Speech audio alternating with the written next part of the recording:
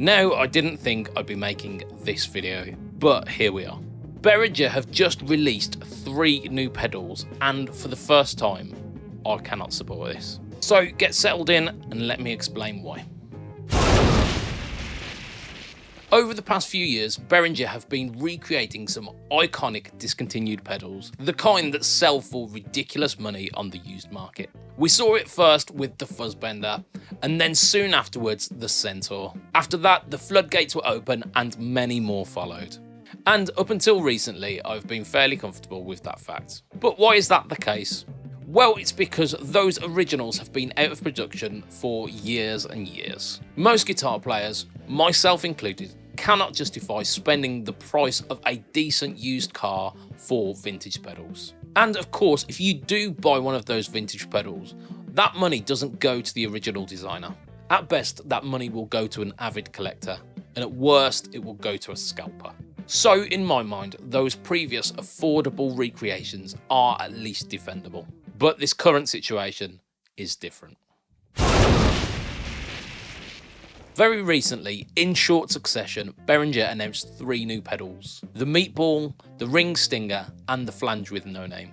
These are all, of course, based on legendary lovetone pedals designed by Dan Coggins in the 90s. Now, here's where things get a little bit more complicated. Dan Coggins has resurfaced in recent years. He's paired up with Adrian Thorpe of Thorpe Effects. Alongside his work with Thorpe, he's also launched Coggins Audio.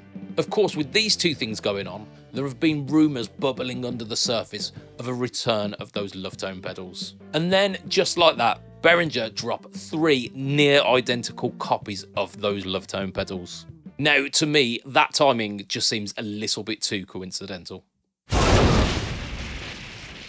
Yes, it is a well-documented fact that you cannot copyright a circuit. This is well established in the pedal world. Companies small to big clone pedals all the time. It is just one of those things that happens in the pedal community. However, these Behringers go beyond just copying the circuit. We are talking almost near identical 1-for-1 copies of those lovetone pedals. We're not just talking the pedal itself, we're talking the look, the identity of that pedal. And that is the line where it starts to feel a little bit uncomfortable for me. Now, for a bit of clarity, let's compare it to the situation with the Centaur. The original big box silver and gold clones had been unavailable for over a decade at the point that Behringer released theirs. Bill Finnegan wasn't producing the clone in its original enclosure, so the only way to get one of those big box clones was to go for the used market. And of course, used market means inflated prices.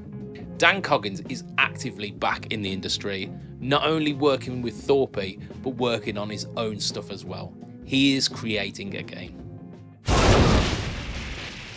So I have to ask, is this fair game, or are Behringer now overstepping the line? I would genuinely like to know what you think about this situation and where you stand on it. Remember though, let's keep it respectful. Everyone is allowed to have their own opinions. Disagreement is fine, but let's please keep it civil. If you'd like a more expanded version of this conversation, we did tackle it on the most recent episode of the Fret Talk podcast, episode number 444. I'm going to put a link up here if you'd like to listen to that. Once again, thank you so much for watching. You've been a fantastic audience, and I will see you again on the next video.